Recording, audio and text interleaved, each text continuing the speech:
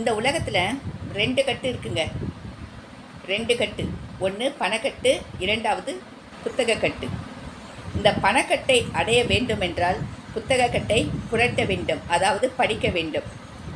இந்த புத்தக கட்டை படித்துவிட்டால் பணக்கட்டை நீங்கள் அடைந்து விடலாம். ஆகவே மாணவ செல்வங்களே, தயவுசெய்து படிக்க வேண்டிய வயசில் படிச்சிடுங்க. இந்த வயசில் நீங்கள் கோட்டை விட்டீங்கன்னா பணம் என்ற கட்டை அடைவது மிக கடினம். கற்றவனுக்கு சென்ற இடமெல்லாம் சிறப்பு உண்டாகும். செல்வம் படைத்தவனுக்கு அவன் ஊரில் மட்டும்தான் சிறப்பு உண்டாகும். படிப்பு என்பது ஒரு நிரந்தரமான செல்வம். சரிங்களா?